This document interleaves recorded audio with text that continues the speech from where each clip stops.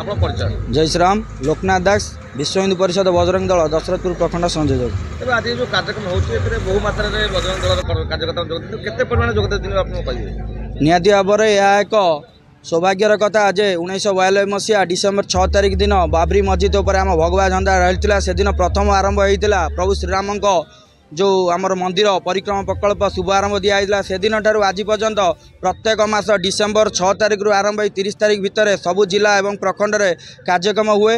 एथर 11 तारिख दिन 11 डिसेम्बर रे आमर जाजपुर जिला तरफ विशाल शोभा यात्रा होची मोटरसाइकल शोभा यात्रा एवं यह एक सचेतना दि जाऊ जे हिंदू माने एकत्रित अच्छा हिंदू माने काफी नुहति हिंदू माने कमजोर नुहति सनातन जेबे धर्म जेबे शोइथिबो समस्त भावुचंदी सनातन धर्म माने शोइथिबे सेटा नुहे आज्ञा हिंदू माने एबे सचेतन हेलेनी जदि एबेठारु सचेतन आमे निहाती भाबरे होउचु आगु मध्य या दृढ़ कार्यानुष्ठान निया जिवो एवं डिसेम्बर 6 तारिख एक शौर्य दिवस रूपे पालन करा जाए।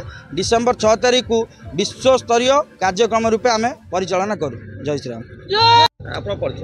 जय श्री राम जाजपुर जिला बजरंग दल महाविद्यालय संपर्क प्रमुख। आज विश्व हिंदू परिषद बजरंग दल जाजपुर जिला तरफ विभिन्न प्रखंड शोभायात्रा आज बाहर दशरथपुर प्रखंड तरफ निष्पत्ति निया मंगलपुर हनुमान मंदिर बाहर शोभायात्रा जाजपुर टाउन दे बिंझारपुर जीव। आज यही शोभायात्रा हवा उद्देश्य कारण है डिसेम्बर 6 तारिख 1992 मसीह बाबर मस्जिद भंगा होता से उद्देश्य समस्ते आज शौर्य दिवस पालन होम जाजपुर जिला को डिसेम्बर 11 तारिख दिया शौर्य दिवस पालन से दशरथपुर प्रखंड भाई मैंने आज आम मंगलपुर उपस्थित आम जाजपुर अभिमुखे बिंझारपुर जाऊँ। बिंझारपुर आमर अच्छी सभा अच्छी सभा सरला कार्यक्रम शेष हम।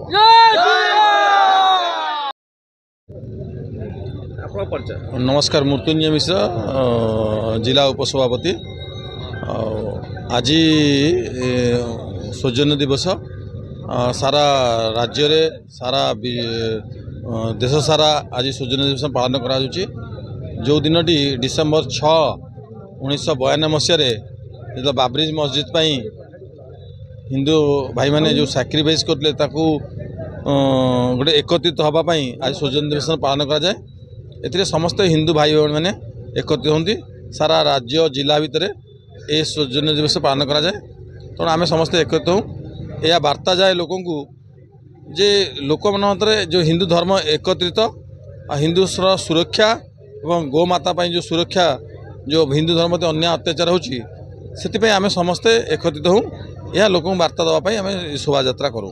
देखिए दशरथपुर विश्व हिंदू परिषद पक्ष जो कार्यक्रम चलता है आप दायित्व दशरथपुर विश्व हिंदू परिषद संगठन दिन सुदृढ़ हो भाई मैंने अधिक संख्यार संगठन जोग देते कौन कर ये आप जी देखुं मोर विश्वास भरोसा 2026 सुधा पाखापाखि दशरथपुर प्रखंड में 3000 ऊर्ध्व लोक आम सहित जड़ित हे।